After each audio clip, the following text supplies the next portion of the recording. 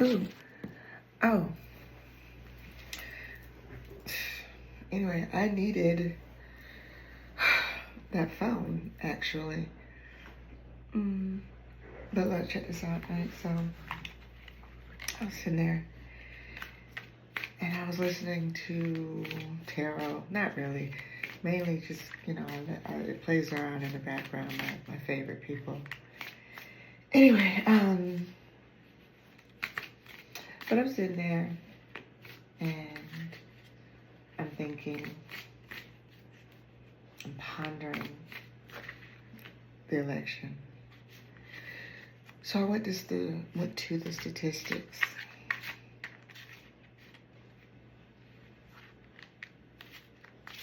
And was looking for some clarity. Spiritual clarity through the numbers, okay? And see what came through. Not for the numbers to verify the spirituality, but the spirituality to clarify the numbers, all right? So when I looked at age, I saw that the numbers of who voted red versus blue, the smallest pool, the 18 to 29, they were majority blue. But what you watched is as the ages got older, they shifted. So it became 50-50 at 30 to 44, a little bit more red than blue in 45 to 64, and a lot more red than blue in 65 plus.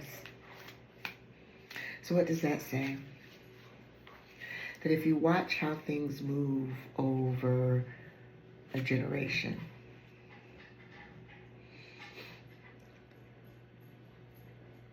the generation that the 17 to 29 would like to see won't have full completion and takeover until they reach that 65 plus. It takes that amount of time for those with the ideas and the information at 18 to 29, not for them to change their mind, but for them to push their agenda all the way through. And then what you'll find is once those that are 18 to 29 are now the 65 plus people, it's their agenda that's kind of ruling. But what's happening now is there's a new agenda coming up with the next group of 18 to 29, and the battle starts again. So what you're seeing is the push of the 18 to 29 to usher out the 65 plus mindset. However, there's not enough of you in the other that believe and think that way in the other age groups just yet. So what happens is you keep pushing the agenda and you compromise, you make room for, there we go, make room for alignment, okay? And so you move to the next group because you understand a little bit more, right? Who you are hasn't changed. What you know has changed. How you feel may or may not have changed, but that's all based on what you thought you knew then versus what you think you know now versus what drove you, most of us, when we're 18 to 29, drives us because it resonates with us in that time based on the information that we know. And then we live a little bit and our priorities change. Now maybe we've got children. Now maybe we've got properties, maybe whatever, but our focus has changed. We've learned a little bit more about life when we're 30 to 44. So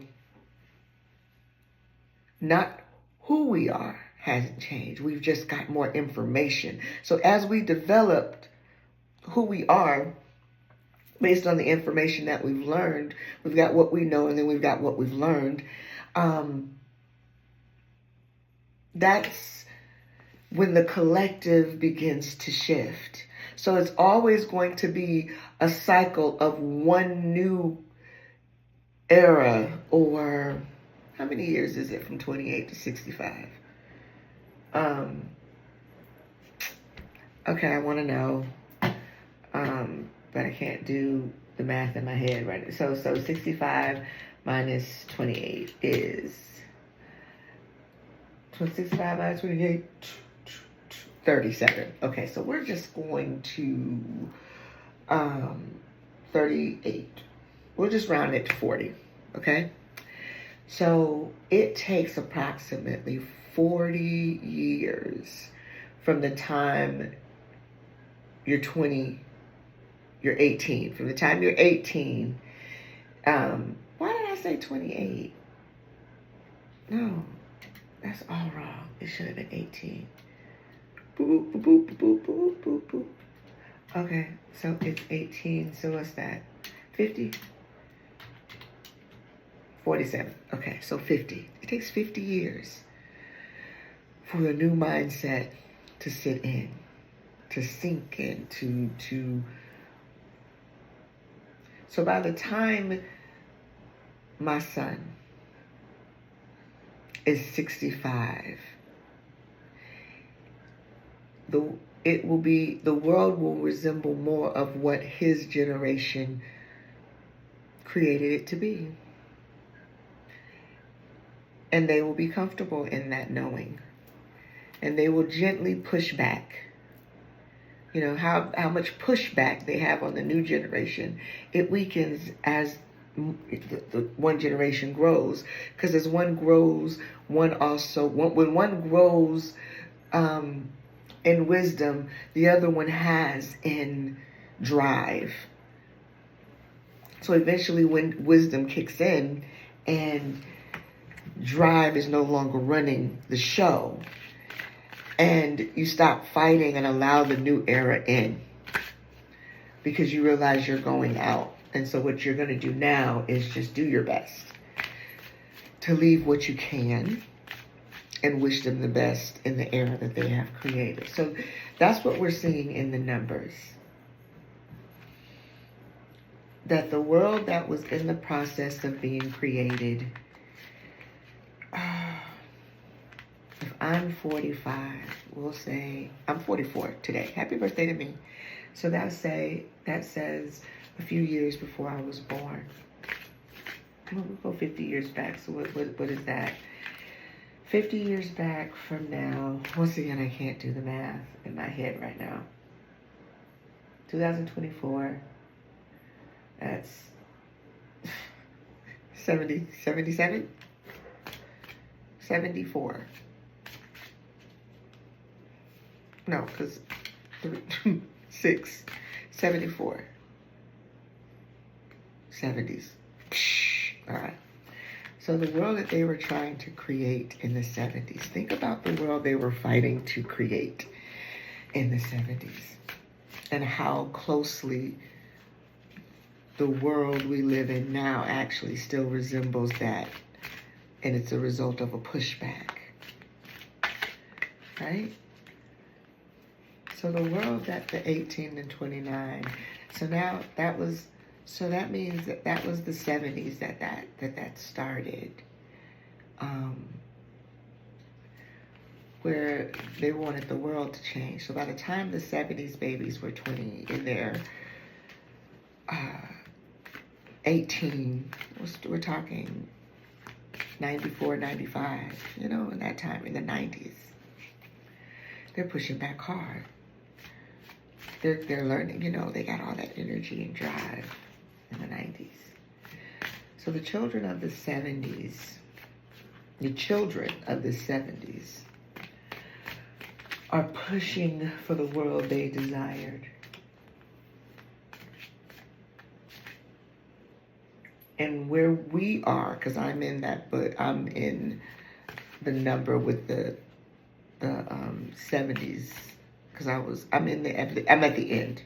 I'm an 80s baby, but I'm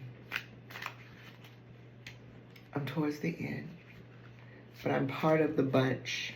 I'm closer to the bunch that was pushing the agenda at my age range, when I was that age. So when I was 18 to 28, that was 98 to 2008.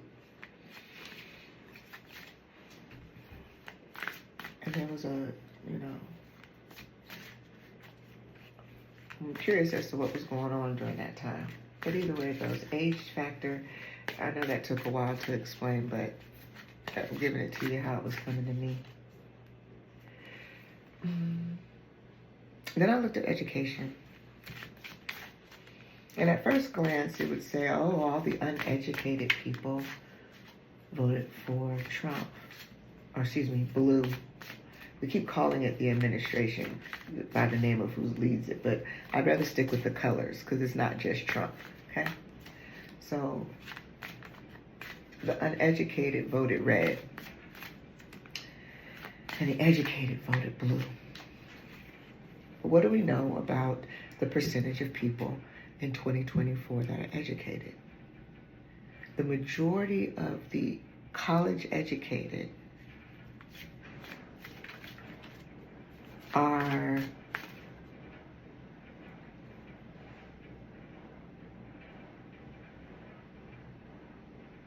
non-white and female or other. Listen to what I'm saying.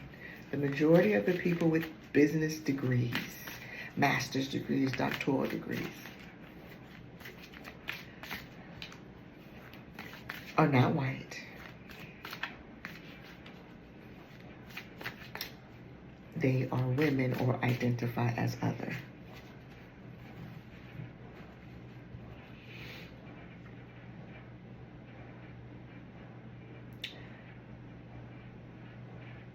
Those are the educated bunches. So it makes more sense that you would go with Kamala, right? Look at the age range. You remember, what I remember is right around the 60s or 70s or whatever around the time, that generation was fighting to not have to be factory workers, to work smarter, not harder. There was better ways of doing it, man. You didn't have to work so hard to achieve the goals, man. Like the things that we're doing.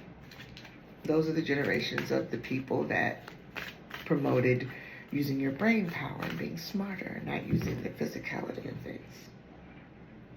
We're returning, the blue collar is coming back. Nowadays, a bachelor's degree is a dime a dozen. Everybody has an MBA.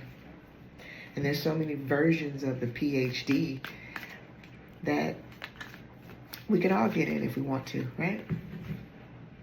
So now there's a push to go back to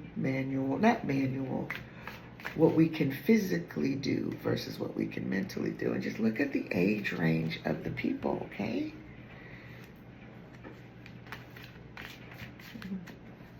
I want to still be able to succeed and use less of my physicality and take less from me to get it done. Because I don't want to waste my energy chasing that. I want it already set up that way. I want to put my energy into other things.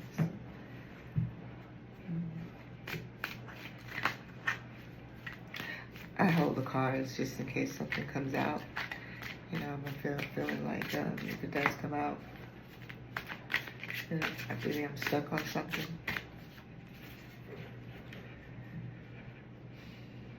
But here's the thing. Here's what I know. But there is a universal plan. One in which I don't know all the details to. One that I don't have all the answers to. I know that for generations of the living, what has been right has eventually been wrong, and what has been wrong has eventually been right. And there's always this gray matter in between. So I'm questioning what I know. Because what I know at 44 is not what I knew at 4, at 14, at 24, at 34. Hell, yesterday. What I know today is not what I know today. What I knew yesterday.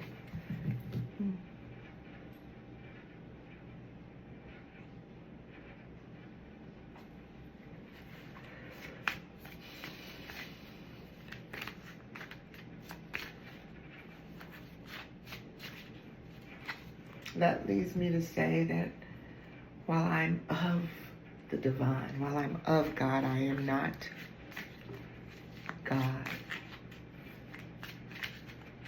I am of the universe. I am not the universe. As I know these things to be true, I also know that since I am not the universe, that I do not have the whole plan. I have whatever percentage of the plan my part is to play in. Like whatever part that I play in, whatever part of the plan is how much of the plan that I get to know. And I only get to know so much of that because if I know too much, I might mess that shit up. So here's what I'm doing. I'm deciding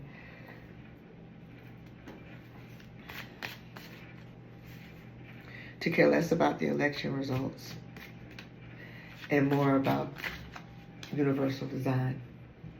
And if I believe, which I do, that the universe has a plan to all things, that the universe is not just throwing rocks together to see what would happen, that there is some divine plan to this. If you don't believe that, don't believe that, but I do. Okay? I believe that there's a divine plan.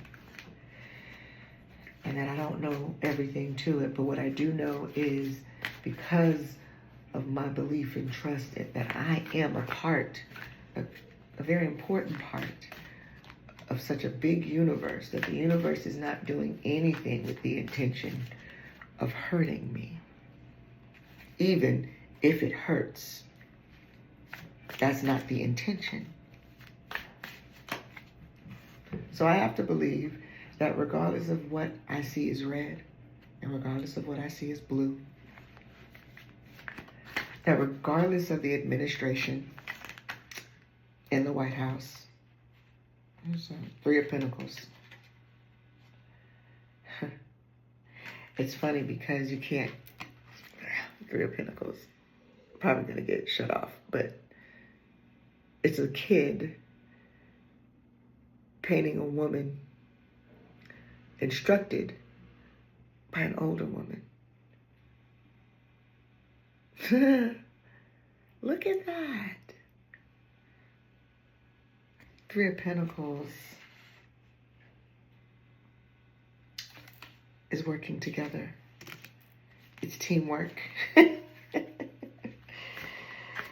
And even though you feel like it's not all working together for your highest good, I promise you it is. No matter how many things you see wrong, you think you see going on here, there's more going on right if you look a little closer. One age is drawing a picture of what one age looks like to them. Being instructed by the older age on not what to draw, but how to visualize what they are drawing. So they can draw it and make it look like it they want it to look like. So what is the old saying to the young about what's in the middle that's drawing the picture there? Because eventually the young will become the old. It's going to circle. Where are you in this dynamic?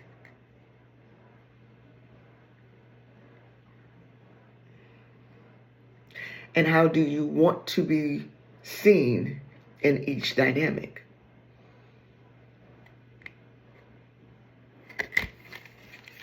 Because we're all in this together.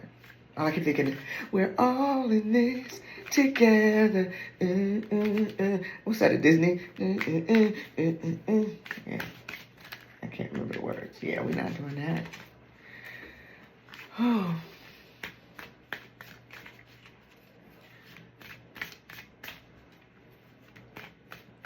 Fear is not the opposite of progress. I just want you to know. Sometimes it's the lighter fluid to progress.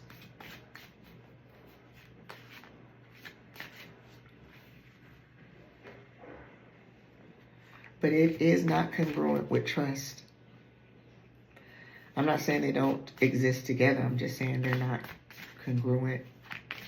They're not on the same page. Meaning you can still trust and still have fear. Two things can be true at one time. Who is driving the bus? There's actually times when fear should drive the bus. You feel me? Ooh, there's actually times when fear should drive the bus.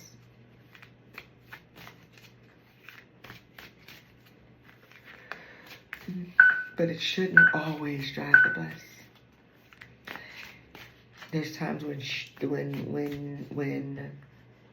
the bus should be driven by something else. Like sometimes it's what's needed to get the bus started. But then, or maybe it's what inspires the bus to get some things moving. But then it needs to move out the way. Can't drive. It's okay. Maybe it could be the wheels. Man, piece of the engine, you know? But just can't be the driver. Think about in every scary movie what happens when the driver is scared. You don't want that person leading the way.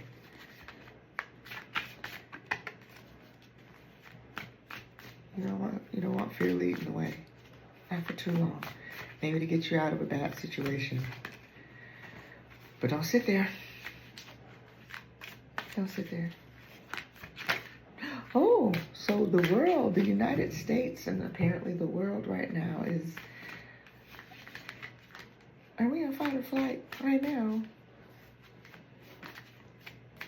Because we've been triggered.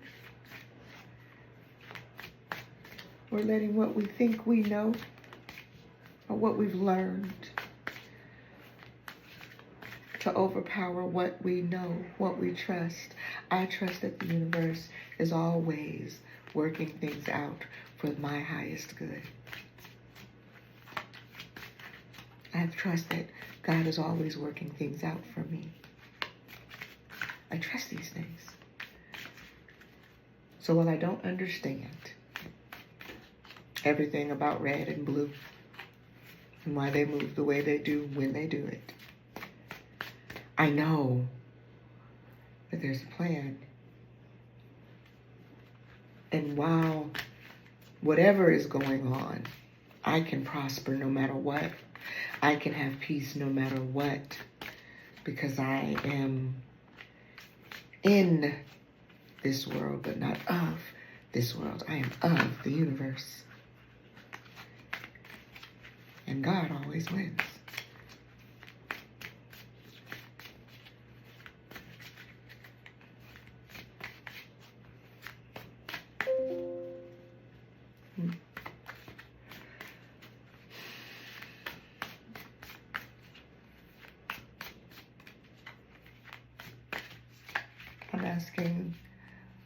I'm asking, what do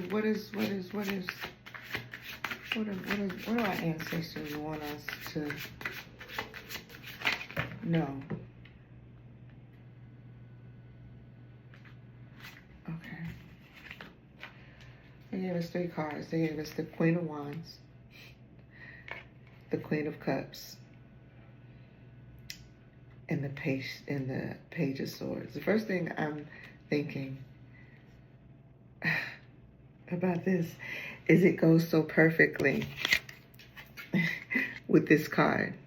Here in this, we have the older, which is the Queen of Wands. Okay? It's when knowledge has really set in, right? The Queen of Cups. It's when your heart is full and you're pouring into your children. And then the Page of Swords. That's when you're young and you're learning and you're making decisions and you're being developed. Thoughts are being rejected and accepted and rejected. And it's your view of the Queen of Cups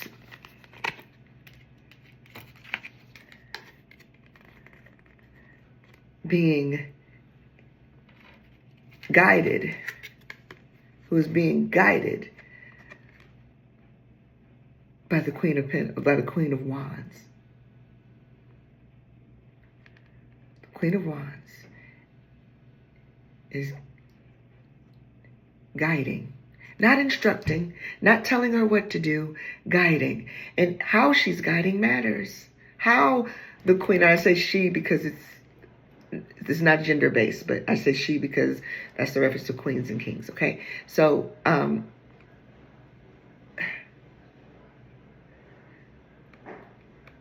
so that means that how the Queen of Wands, how the older views the Queen of Cups herself is still being influenced by is still influencing the Page of Pentacles, the Page of Swords. So how the old you is viewing the younger you. Ooh, y'all ain't ready for this. Was learned by the youngest, the original you. Your child, your inner child. And I see the older me being guided. That's when I'm getting closest back, being close to being back to the universe. And I'm thinking a little different. I'm an ancestor. And I'm going to whisper to this page that love. See, there's no pentacles here. I believe that when we balance these three, when we balance our heart, our mind, and our intentions, and our desires, pentacles just keep flowing. It's a no-brainer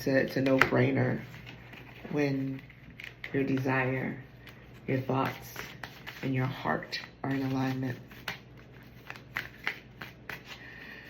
Anyway, I didn't expect to sit here this long. But yeah.